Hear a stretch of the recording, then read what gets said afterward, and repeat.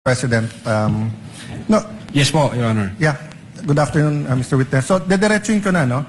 So, what we're trying to figure out here kasi is, are you really investigating whether may threat kay VP Sara and whether she threatened the individuals mentioned, including the President? Or are you only investigating the video and finding kung meron siyang crime? So, I asked Agent John Mark Calilum, hindi daw niya kinausap ang sabi ko PSG, pero PSC na sila ngayon, di ba?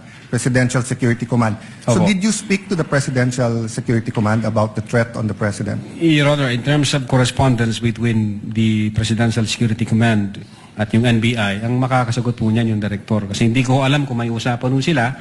Meron ho kasi kaming tinatawag na need to know basis. Ang focus lang ho namin as... The problem with your answers, Witness, is that kung yan ang sagot mo parati, hindi mo inimbestigahan ng gusto. Hindi ho. Because you didn't get the information from your intelligence. You did not get your information from the task force. You did not get from the Presidential Security Group. Did you talk to the CIDG? Your Honor? May you answer first. Did you talk to the CIDG? No, Your Honor. No. Hindi. But nag-imbestiga din sila, di ba? I think so, Your Honor, kasi may statement sila. So yun din yung tanong nga ng Senate President eh. Kung iniimbestigahan nyo talaga yung buo at kayo ang head at kayo dapat ang mag-imbestiga, bakit hindi nyo kinausap yung mga ibang nag-iimbestiga? Baka may alam sila na hindi. Yung usapan po na yan, it's a matter of intelligence. Hindi ko alam kung may usapan sila o kung wala silang usapan with the Director and with the Intelligence Service, Your Honor. Yeah, I'll take that answer, but I think at least alam nyo yung nasa isip namin and what we want clarified. Secondly, sir, all of you, yung apat, you signed the February 10, February 2025 NBI Affidavit of Investigation. Tama po ba, di ba? Yes, Your Honor, our affidavit of Tapos investigation. kasama dito yung verification nyo, basically saying that based on the records, tama tong lahat, no? Verification ng ano po, Your Honor? Sa dulo, nag-sign kayo ng verification. Verification of non-forum shopping, Your Honor? Yes. And Opo. that, aside from non-foreign shopping, give me some latitude because to explain the question. We read and understood its contents and the allegations therein are true based on authentic records. Yes, Your Honor. Yeah. So may mali ba dito? Factually, wala. Na-review mo naman to, no? May konting typo dyan, which is Hindi normal typo, naman, Your Honor. factual. So far as I'm concerned, Sino lahat po ba yun. nag-prepare? Ang team po namin with the... Tapos pinapirma sa inyo? Hindi ho, kami ho nagtulong-tulong, mag-draft ng affidavit of investigation, kung ano yung legal basis namin, and then we agree, and we concluded na ito yun. Then someone typed it up, then you signed. I asked this because nung tinanong ko kay Agent Mark John Calilum, sabi niya, dito nakalagay conditional pero tingin niya absolute. You answered the same thing, it's absolute, pero dito nakalagay conditional. The utterances itself, Your Honor, is what we called event-based condition, ang classification namin. Okay. Yun yung utterances, Your Honor. I'll take that answer. I think mas factual yun. But sa paragraph 51, was VP Duterte ever Secretary of the Department of Justice? No, Your Honor, Department of Education... Nakalagay dito, to recall, VP Duterte resigned as the Secretary of the Department of Justice and she herself admitted that her relationship with the President has become toxic and she would imagine her strangling him and cutting off her head. That's typo, Your Honor. That's not a typo. A typo means yung department naging depart. Department of Justice and Department of Education are two different things. Ang alam namin... Sorry po. Yes, sir. That's sir. Yeah, Department of Education ang alam namin. So, kasi I just filed my counter affidavit sa ombudsman about yung obstruction of justice. Ilang beses ko kailangang basahin kasi nga, pag may mali, pinirmahan nyo na sinasabi nyo, no? But anyway, going back to the condition, you mentioned the case of SPO2 Hamata. Yes, sir. But isn't it true that the lis mota of that case was really res judicata and double jeopardy? Meaning, hindi tinake up ng Supreme Court whether or not a condition. Yes, sir.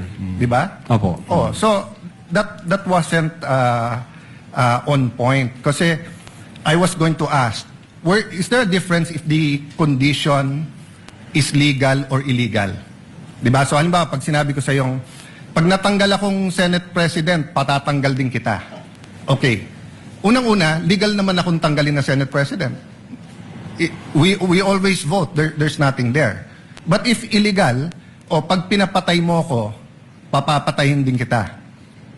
Is there a difference if the condition of why I will act or why I'm threatening you is an illegal act? Well, under the law, Your Honor, it says there that even the condition is unlawful. So, regardless of the nature of the condition, Yes. sir. No, I want to get lang into your mind when you sign this because nga medyo novel yung case to for me. Even as a lawyer, I have to do more research and see anong ibig sabihin nito grave threats dito because you keep mentioning we keep mentioning here that this is the second highest official in the land and therefore pag trinete niya ang Pangulo.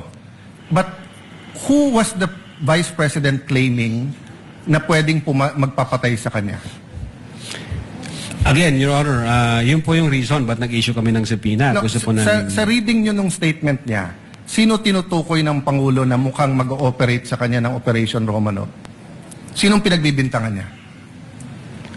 Well, una, kung ang pag-uusapan Romanov, Your Honor, ang alam namin na unang nagbigkas ng Romanov ay si Mayor Baste yata noong January 2024. Other Yes. than... That's irrelevant. Ang question ko, in the mind of the Vice President, sinong pinagbibintangan niya na pwedeng magpapatay sa kanya?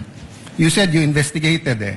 So mahaba na testimony niyo ni Agent John Mark. So of course, kasama sa investigation niyo, sino sa mind ni Vice President magpapapatay sa kanya? Well, again, Your Honor, since wala kaming makuhang valid information... Ano, hindi ba klaro sa video na ang pinagbibintangan niya is the First Lady, the President, and the Speaker of the House? So sabi niya, pag pinatay ako, patayin mo silang tatlo. So ang pinagbibintangan niya na magpapapatay sa kanya, yung tatlo. I cannot answer to that, Your Honor. Senator Judge Allen, Yes. kindly wind up. Okay. But you have to be able to answer that because you are the one who investigated. And that is crucial. Why? Because part of your self-defense, so for example, if I know na sa senator judge, pag hindi ako bumoto one way or the other, papapatayin ako ng whatever, chief PNP or papapatay ako ng whoever. So pag sinabi kong, pag ako pinatay, si ganito nagpapatay sa akin.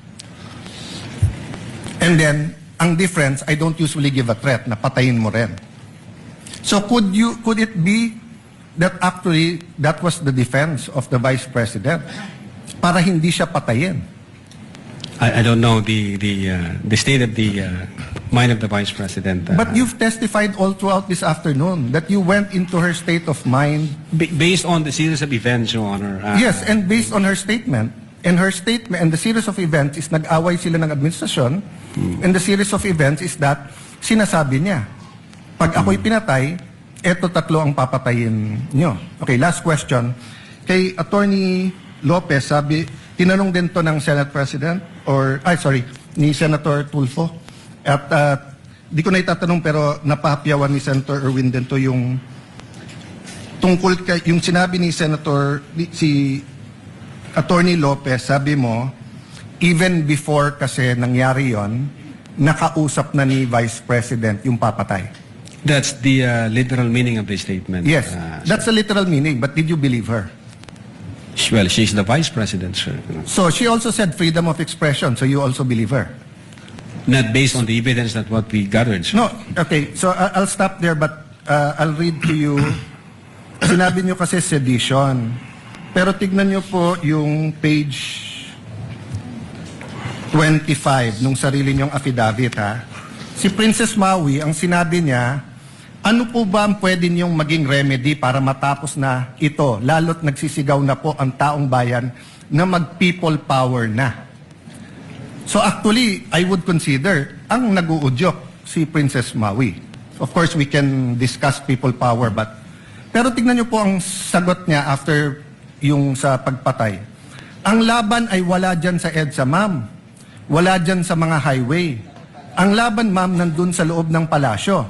Yan ang problema. We appreciate yung expression nyo ng disgust, ang pagkamuhi, ang hopelessness, kasi it reflects kung ano nararamdaman ng maraming milyon-milyon. Alam ko yan, ma'am. Kahit saan ako pumunta, ang sasabihin, binoto namin dahil sinabi mo, iboto namin. So if I look at that statement, parang baliktad. Parang sinasabi niyang huwag kayo mag-people power. Hindi, actually, kung babasahin po natin yung buo, may sinabi siya doon na natutuwa siya sa ginagawa nila. Sa ginagawa nila na active nagrarally. Pero sa people power, ito yung exact. But I won't argue with you. I'm just trying to get into your frame of mind. Yes, Your When Honor. do you believe her and when do you not believe her? And what did you actually investigate? We based everything on the evidence that we've gathered. Thank you, Presiding Officer. Thank you, Mr. Witness. Opo. Thank you, Senator Judge Alan Cayetano.